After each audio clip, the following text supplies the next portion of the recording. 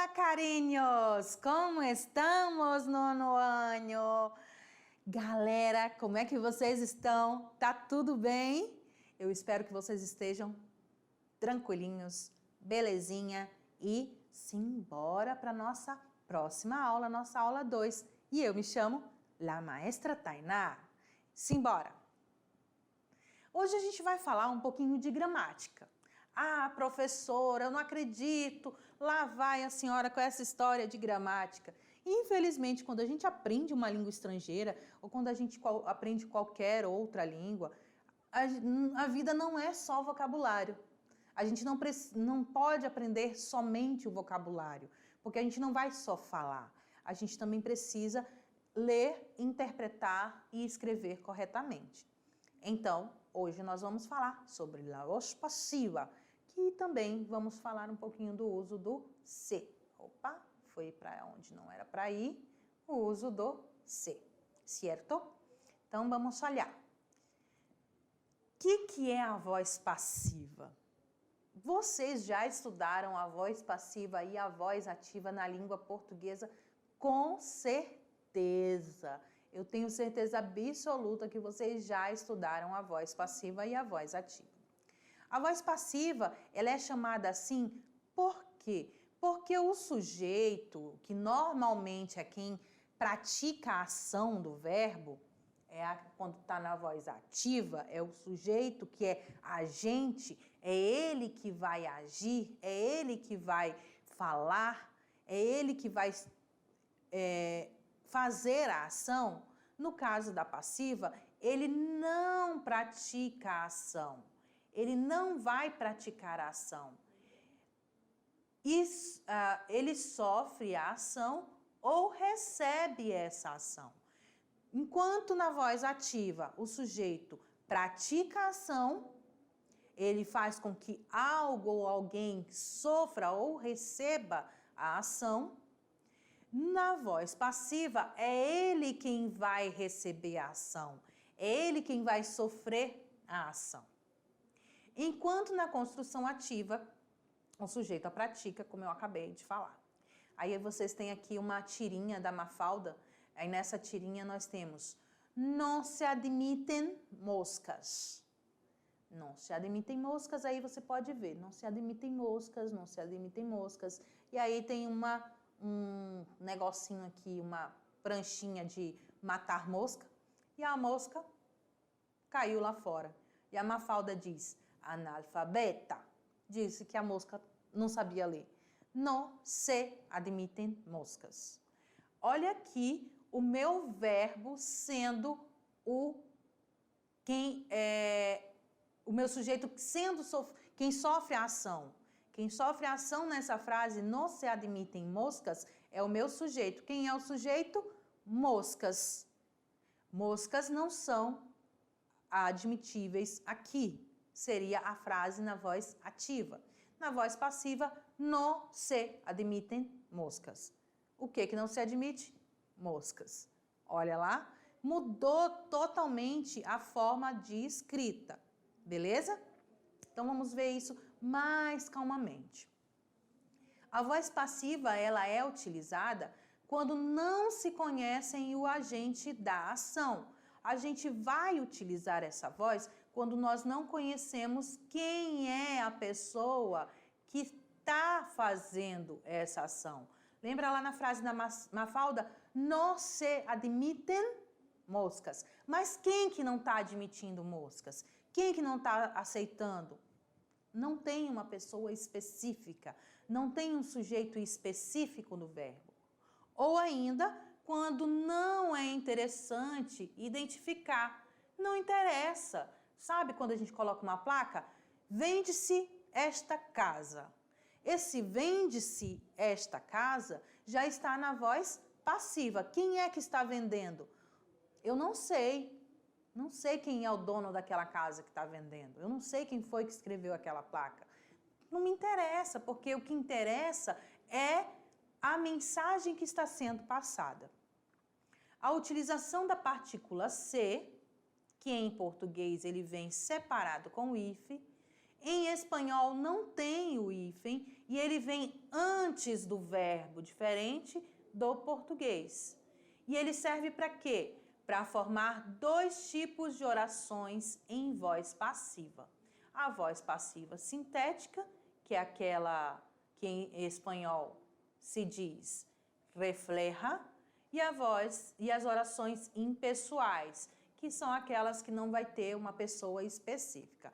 As sintéticas é quando a gente não sabe quem é o agente.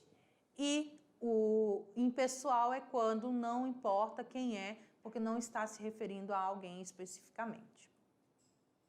A voz passiva sintética, vamos ver agora cada uma direitinho, nas orações sintéticas, ela é formada com C.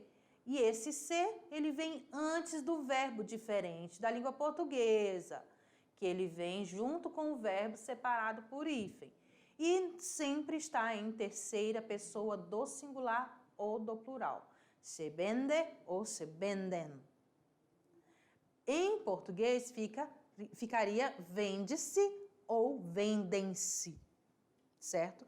Dependendo do sujeito. Se o sujeito for singular, vai ser vende. Se o sujeito for plural, vendem. Qual seria o sujeito nessa frase da minha vende-se uma casa? O sujeito seria a casa, tá? A casa é quem está sofrendo ali a ação de ser vendida. Por se tratar de uma voz passiva, essa construção só se dá com verbos transitivos, com aqueles verbos que vão admitir complemento, tá bom? São os verbos transitivos. Normalmente, o sujeito dessa oração é uma coisa, mas pode ser também uma pessoa indeterminada. Normalmente é um objeto, ou uma localização, um outro substantivo, né? Seria um tipo de substantivo ali, que é até estranho a gente falar coisa, é uma coisa. Não é tão assim, tão estranho assim, né? Mas, por exemplo, uma casa, um carro, uma moto, uma bicicleta, uma cadeira, um violão, então são ali alguns substantivos, ou também pode ser uma pessoa indeterminada. Se buscan actores para una película. Se buscan actores para una película. Olha o se na frente do verbo buscar. Em português não ficaria se procuram, ficaria procura-se atores para um filme. Viu a diferença da língua portuguesa para a língua espanhola? Como eu falei, o se ele vem na frente do verbo e em português ele vem depois do verbo separado com um hífen. Olha aqui um exemplo do vende-se. Se vende Avenida Javier Prado, La Molina, piso estreno. Em português ficaria vende-se na Avenida Javier Prado, La Molina, uma casa grande. Isso é quando a gente fala do quê? Da minha voz passiva sintética, tá? Então, ela vai vir ali com C antes e vai se referir ali a uma pessoa indeterminada ou a um objeto ou a um outro tipo de substantivo. As impessoais, elas são chamadas assim porque elas precisam de um sujeito gramatical. Elas não podem ficar ali só igual na frase anterior, vende-se, ou se vende, e já tem um desenho ali de um prédio e tem umas outras opções, então automaticamente o meu leitor ele vai perceber que está vendendo um apartamento. Já no impessoal, ele vai precisar de um sujeito. Nessas orações, a forma se precede sempre o verbo em terceira pessoa. Neste caso da impessoal, o verbo vai vir o se vai vir depois do verbo. Na voz passiva ativa, ou voz passiva sintética, ela vai vir, a partícula se vem antes. No impessoal vem depois. Essa construção pode dar-se com verbos intransitivos. Enquanto o outro dava com verbos transitivos, ele pode sim vir com verbos intransitivos, com verbos copulativos ou com verbos transitivos, quando esse verbo recebe um complemento direto da pessoa precedido da preposição a. Então, ele vai vir com o verbo transitivo somente quando vai ter a preposição a depois da pessoa, certo? Depois do complemento. A professora, a senhora está falando a mesma coisa que a professora de português já ensinou. Gente, é muito, muito, muito parecido. Tem alguns detalhezinhos só que muda. Então, tomem muito cuidado com essas mudanças. O que eu trouxe para vocês? Então, vamos ver aqui. Com o verbo intransitivo, como é que vai ficar? Se trabalha melhor em equipo. Se trabalha melhor em equipe. Trabaja-se melhor em equipo. Trabalha-se melhor em equipe. Copulativo.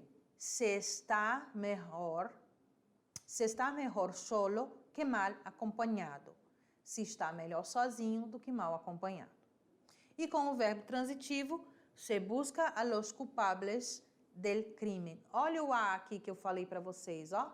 Se busca a los culpables del crime. Se busca o quê? Aos culpados do crime. Esta regrinha do impessoal, ele é igualzinho à voz passiva da língua portuguesa. Na língua portuguesa, ele tem esses usos. Olha, você pode perceber que não muda nada na minha tradução, né? A minha estrutura na tradução não vai mudar, porque não vai importar ali se vem ou não, na frente ou depois do verbo. E assim nós chegamos ao final dessa nossa aula. O que a gente pode observar? Vocês viram aí as referências bibliográficas dessa aula. O que a gente pode chegar à conclusão?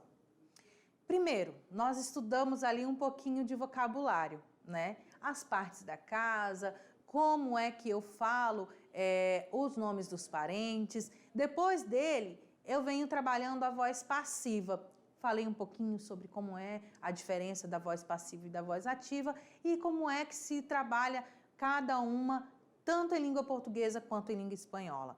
Por que a gente trabalha dessa forma? Porque a partir deste momento, você já vai conseguir formar e estruturar algumas frases. Professora, eu tenho muita dúvida ainda, eu tenho dúvida de como é que se fala verbo, como é que é um substantivo, como é que é um adjetivo em espanhol, como é que são as pronúncias em espanhol.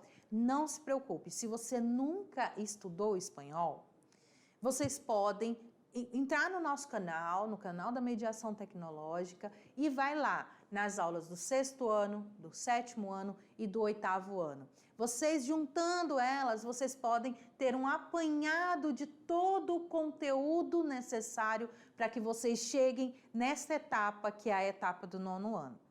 A gente não pode ficar passando por cima das coisas, né? E a gente também não pode voltar totalmente atrás. Como eu não posso voltar atrás, vocês podem. A gente tem que seguir as normas e todo aquele cronograma de ensino. Você pode perceber que você não estuda no 9º ano o que você estudou lá no 6º ano e nem no ano passado. Por quê? Porque é uma sequência. A gente tem que ter uma sequência. É linear, ele vai ali crescendo. Então, se você tem alguma dúvida, se você ainda não conseguiu pegar alguma coisa, pode me deixar um recadinho ali no YouTube mesmo. Eu vou ter o maior prazer em falar com você, em tirar sua dúvida. Ou ainda você pode voltar nas aulas lá do 6º, do 7º e do 8º ano, para que você possa compreender melhor ainda e ainda mais aumentar o seu vocabulário, tá bom? Então, nós nos vemos na próxima aula. Um beijo para vocês e hasta pronto!